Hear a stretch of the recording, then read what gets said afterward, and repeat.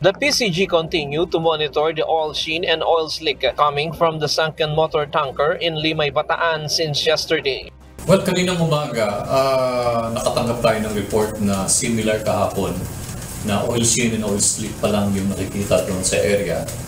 At ang ginawa po natin, kahit na konti lang yung nakitang oil, naglagay tayo ng dispersant at pinulekta po natin yung mga emulsified oil.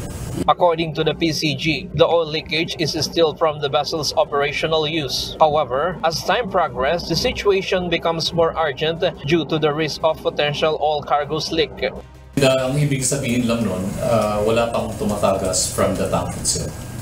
So we're racing against time na ma-siphon natin yung langis para ma-avoid natin yung environmental catastrophe. Several PCG and also salvaging company vessels hired by the ship owner are now standby at Ground Zero. Today, July 26, the PCG met with the salvaging company to outline their plan for removing the oil from the vessel. According to the PCG's Environmental Protection Unit, siphoning could be completed within 7 days once it begins. The local government of Limay is concerned that the situation might impact the livelihoods of their residents.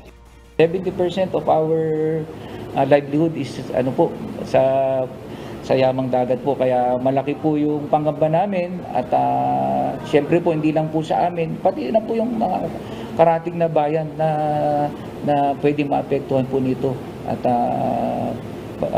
pati na rin po yung kalakihan po ng karagatan. Siyempre makakasira po sa mga marine life natin. According to Vice Mayor David, the owner of the sunken motor tanker has not yet been in contact with them. However, the spokesperson for the Port of Agua Ship Management stated that the owner is currently coordinating with the affected local governments.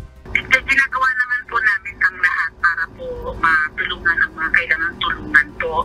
So right now po, actually kahapon po nagpadala na po ako ng team po para din po kausapin ang mga local government units po para malaman din po kung ano yung mga kailangan namin i-address sa local government. Yesterday, July 25, a fishing ban was imposed in Barangay Lamao and Barangay Alangan, the areas closest to where the motor tanker sank. However, some fishermen continue to fish as they have not yet been strictly regulated by the authorities.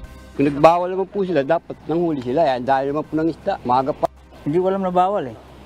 Wala pa naman abiso eh. Kung may abiso sila, dati nagpa-abiso maaga, dapat hindi kami nangawil eh. Wala naman silang sinabi na bawal mangawil eh. The fisher folk will comply if a strict fishing ban is enforced in the area, but their concern is how they will manage their daily expenses. Ryan Lacanlale, UNTV News and Rescue. We serve the people, we give glory to God.